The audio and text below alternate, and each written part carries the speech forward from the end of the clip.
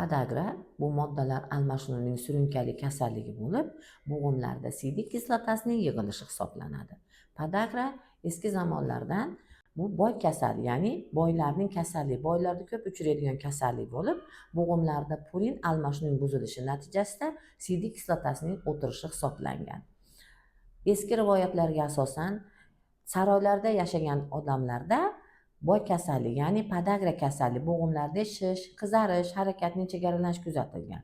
Dehqonlarda, oddiy xalqda bu kasallik kuzatilmagan. Buni ko'p olimlar izlanib, bu kasallikning sababi ko'proq biz oqsilga boy moddalar yeyilgandan deb hisoblangan. Ya'ni go'sht mahsulotlari. Go'sht mahsulotlari ko'pincha puringa boy bo'lib, moddalar almashinuv buzilishiga olib keladi-da, bo'g'imlarda, ayniqsa yirik bo'g'imlarda o'tirib oladi. Buning natijasida moddalar almashinuv buzilishi buyrakning tozalash funksiyasi buzilishiga olib keladi, ya'ni giperurikemik sindromga. Sidik kislotasi ko'p yig'ilishi natijasida buyrakning filtratsiya funksiyasi buzilib qoladi.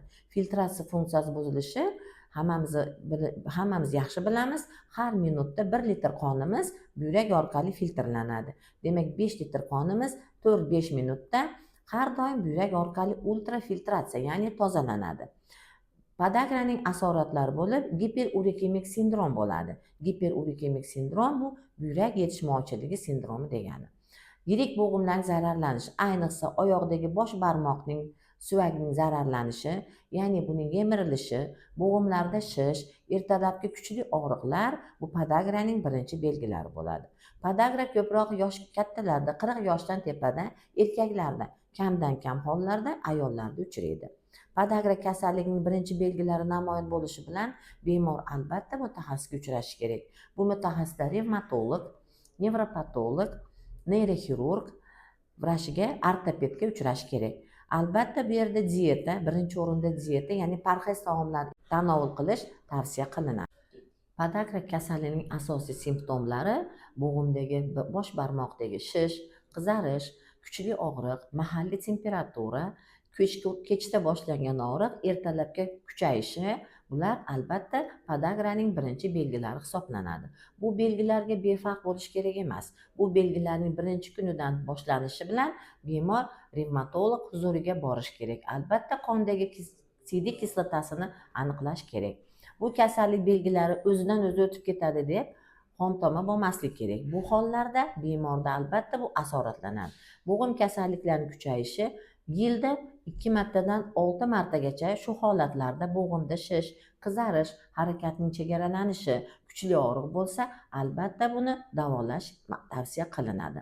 Davolash davomida bemorda bo'g'imdagi shish migratsiya, ya'ni ko'chib yuruvchi boshqa bo'g'imlarga ham ko'chadi.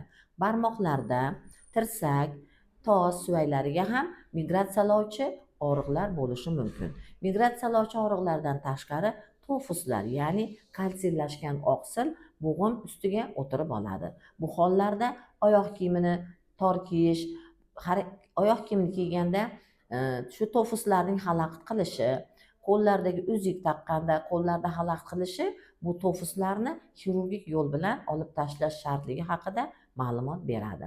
Bu kasallikning birinchi belgilaridan boshlab bemor o'zida ruhiy tarbiyani boshlash kerak, ya'ni to'g'ri ovqatlanish, dieta. Albatta 9-stol tavsiya qilinadi. Bu stolda oqsili kamroq, kletchatkaga boyroq ovqatlar beriladi.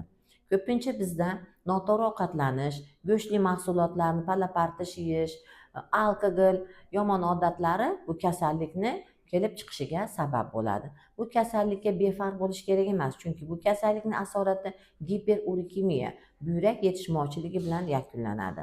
Bu kasallikning birinchi belgilaridanoq bemor hushyor tortib, albatta davolash muolajalarini boshlashi kerak.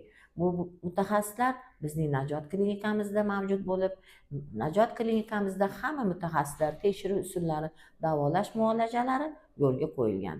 Najot klinikamizda ortoped, neyroxirurg, revmatolog, nevropatolog mutaxassislar bo'lib, bemorlarga yordam ko'rsatadi.